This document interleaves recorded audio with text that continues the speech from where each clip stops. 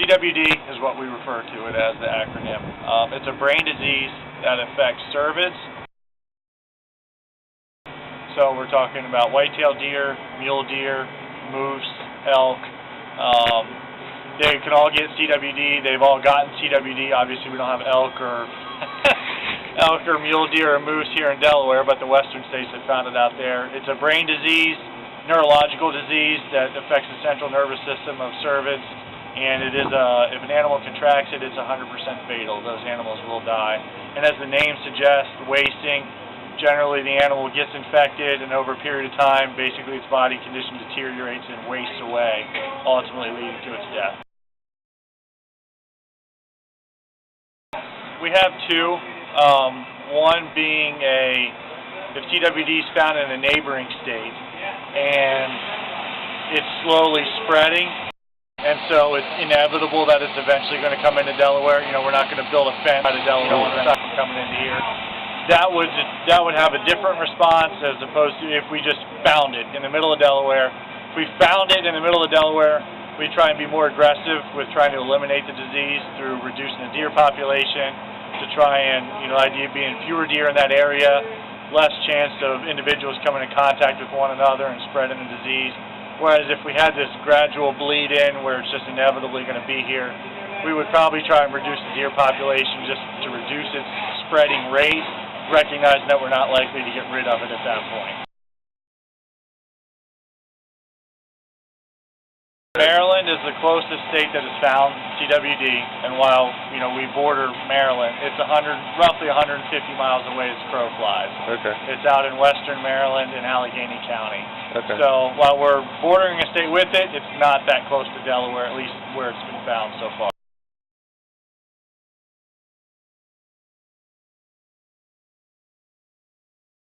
Hopefully to never find it. Yeah. Our goal right now is to collect 600 samples each year, so that translates to 200 in each county.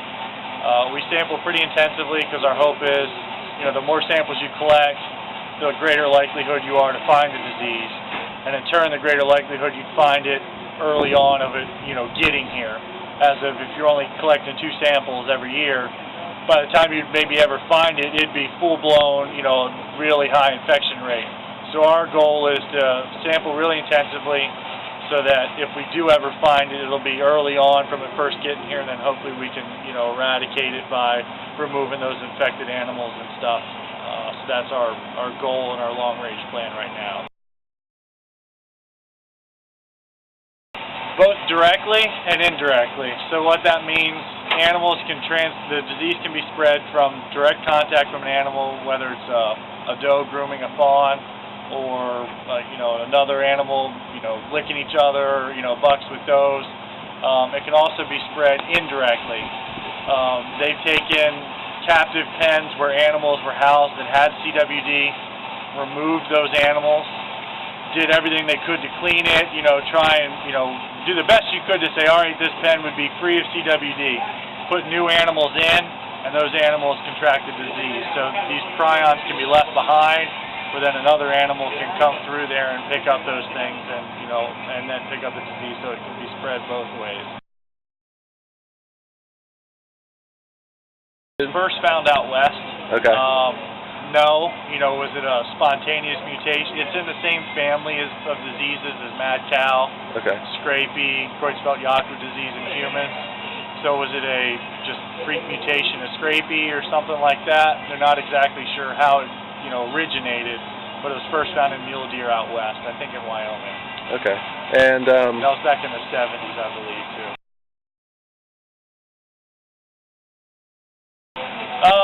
There's a lot that's not understood about it. Obviously, if you're going to do stuff like that, you have to be sampling enough animals, to find prevalence. And one of the problems with it is this disease has a long incubatory period. So you could have an animal that has CWD, you test it, and it came back negative, but that may have been just contracted CWD. In areas where it's widespread, it's common, it's been there for years, they are seeing some population declines and stuff with the herds out there. Particularly if the management goals were for older age herds. You know, if the disease, say, takes 2 to 3 years to kill an animal, certainly that's going to vary from animal to animal. And you're trying to manage an elk population to get 6, 7, 8-year-old bulls, but you have a really high CWD infection rate, it's going to prevent you from getting some of those animals to older age classes because they're going to die beforehand. We don't do the sampling. Okay. They go to a lab in Pennsylvania where the test is actually done.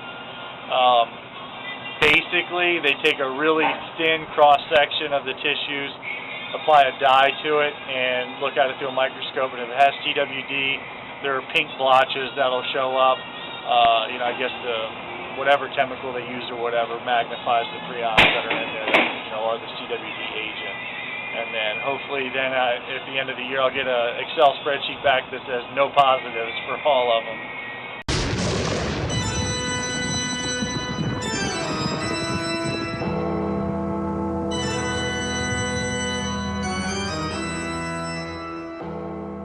So we just start out with writing the tag number on the vial, and then based on the data sheet, this is how, with the tag numbers, how we link the data from the hunter to the actual sample. And so I start out by, right here's the voice box. In front of that, make an incision and sort of make an angular cut back right behind, right here's the back of the jawbone. Pull this out of the way and make a cut all the way down to the base of the skull. Pull it out of the way. And clean some of the tissues out of the way. Right here is actually the base of the skull. And here's the very first vertebrae, and what I'm trying to do is cut the tissues and go right in between the first vertebrae and the skull. So I'll pull that out of the way. What we're interested in is the obex. That's the portion of the brain here where it meets the spinal cord. Pull that out. What specifically is the obex is that little Y area right there. So then we'll drop that into the formalin to preserve the tissue. And then also what we want are the retropharyngeal lymph nodes. This is the back of the jawbone. Sort of if you drew a line, diagonal line down to here, they're located right on that line. And here's one of the lymph nodes. I'm just going to basically butterfly it to increase the surface area for the formalin to get in there and preserve the tissue. And then here's the other lymph node on the other side.